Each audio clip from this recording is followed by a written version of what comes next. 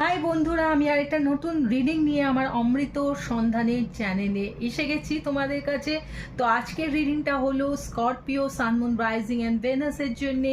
তো স্করপিও বন্ধুরা, এটা স্পেশালি তোমাদের সিঙ্গলসদের জন্যে, যারা জানতে চাও যে তোমাদের লাভ লাইফে কি কি বাধা রয়েছে। তো চলো দেখে নিই তোমাদের লাভ লাইফে কি কি বাধা রয়েছে এই অক্টোবর মাসে।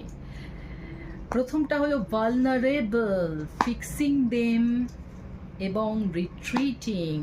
তো স্করপিও বন্ধুরা, যদি তোমরা সিঙ্গেল থেকে থাকো এবং চাও তোমাদের জীবনে প্রেম আসুক, তাহলে যে তিনটি বিষয় তোমাদের প্রেমের ক্ষেত্রে বাধা দিচ্ছে, যেটাকে ঠিক করতে হবে, সেটা হলো, প্রথমটা হলো ভালনারেবল, নেক্সট ফিক্সিং দেম, তারপর রিট্রিটিং। তো আমি এখানে দেখতে পাচ্ছি স্করপিয়ান বন্ধুরা,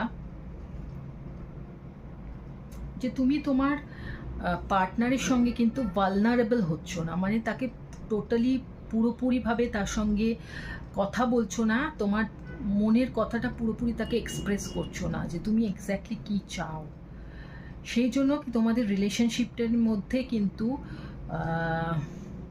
অ্যাট্রাকশনের অভাব হচ্ছে,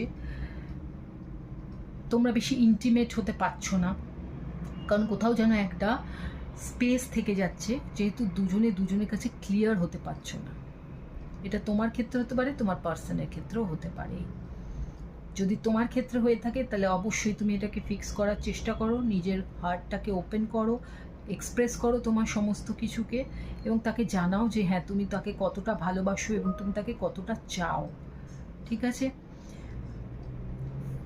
নেক্সট হচ্ছে ফিক্সিং দেম।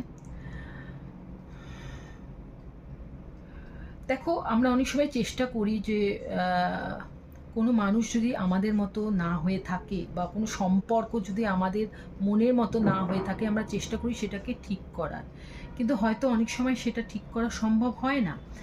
তখন আমরা কী করি, সেটার থেকে ছেড়ে বেরিয়ে আসি বা সেটাকে অ্যাকসেপ্ট করার চেষ্টা করি।